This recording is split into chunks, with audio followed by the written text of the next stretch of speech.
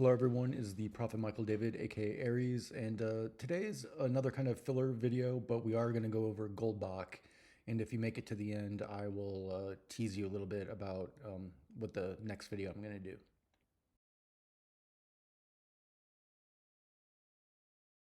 Okay, so the thumbnail to this video, that is Goldbach, and his conjecture is roughly 300 years old.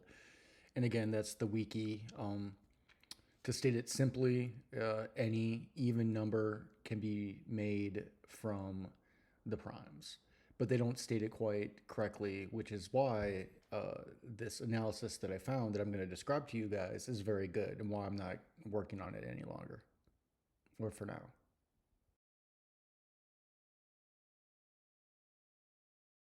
So that's an article I found on medium.com when I was starting to think about how I was going to attack the Goldbach conjecture.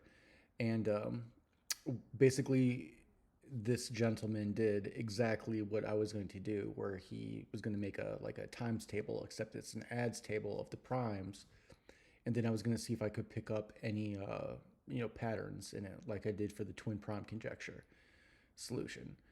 But I didn't, but I did read his article, and it is a bit statistical, and I have to admit that I'm a geometer. That's the weakest part of my game. I do use statistics sometimes, but only as like they add up to geometrical series and everything.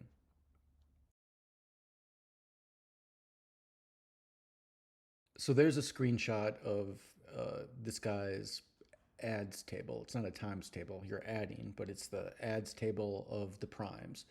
And he showed how, it has mirror image, so you really only need half the table. But I stared at it a long time, and there are some patterns, but I couldn't pick up any definite ones that I could run with. And this guy did a really good analysis. But the next slide is why I really liked it and why I'm making this video.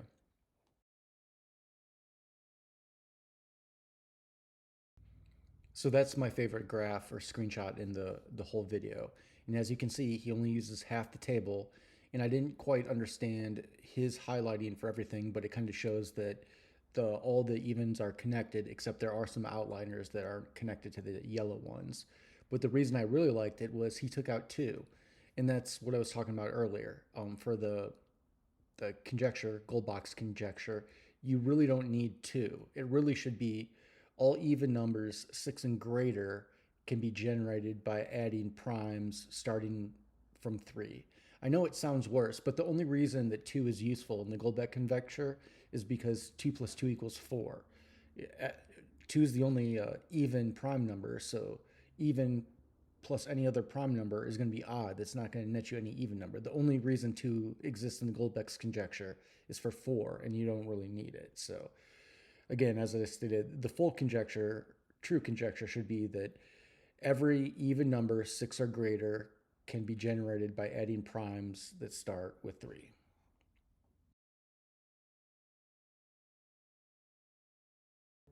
And there was his final conclusion and graph showing that while it may seem a little counterintuitive because there are less primes as you go up, you have more to work with. And so there's more combinations that equal the evens, not less combinations.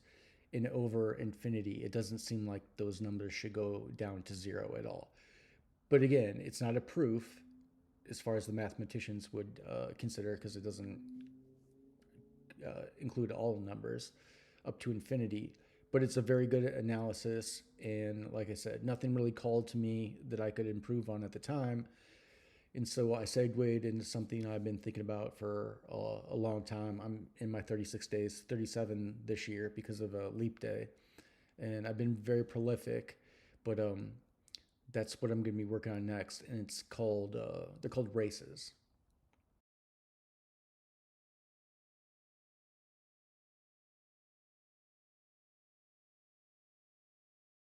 So that 3 blue, 1 brown video from about a year ago is a very good video about him doing a race on prime numbers. Prime numbers are on multiple different lines depending on what mod you're working in.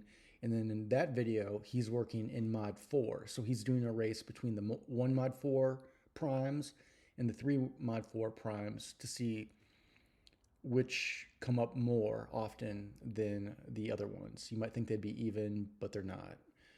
Um, it's the same way, except I'm doing a race with the mod 6 primes. So all the mod 6 primes, as you know, lie on the 1 mod 6 line and the 5 mod 6 line.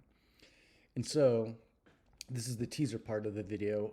That's what I'm working on, that I'm going to try to publish on in 6 days, April 5th, 2024, my third Aries birthday. And it's going to be an example of this and how it applies to the prime numbers, or how it's analysis of the prime numbers. Um, but the first video I'm going to do is it's going to be Euclidean. Euclidean being flat space, which is how most people deal with maths and everything.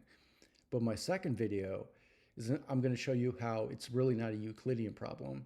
It's a non-Euclidean problem. And a non-Euclidean problem means curved geometry. So yeah, that's what I'm working on right now. That's why this is kind of a filler video, except it is a very good analysis of Goldbach, or the gentleman's video is. And yeah, like I said, when I find somebody that's better than me at something, or at least I couldn't improve on, I figured I would segue to something else. All right, well, this was a quick and easy one. Let me just say before signing off that like I've never had, I'm very thankful for all of my viewers and everything, especially my whole 17 subscribers at the moment and everything. Historically, my most popular videos have been the religious ones, you know, about Mashiach and everything.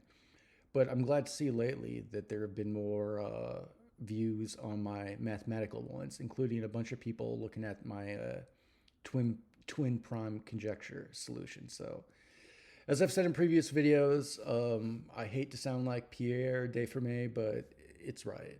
You know, I will admit that maybe the perfect numbers one is a conjecture, but like if there's only been 51 ever found, like when does a pattern become an axiom? That's going to be my whole argument. The mod lines thing, they are axioms. All the numbers always lie on mod lines. They lie on an infinite amount of mod lines, but you can analyze them that way. All right. So that being said, I'm going to sign off. Rule number one, as always, do not touch each other without another person's consent, aka do not hurt each other. And rule number two, it's all about honesty. Lies are a takedown, aka try not to lie. All right. I'll talk to you guys later.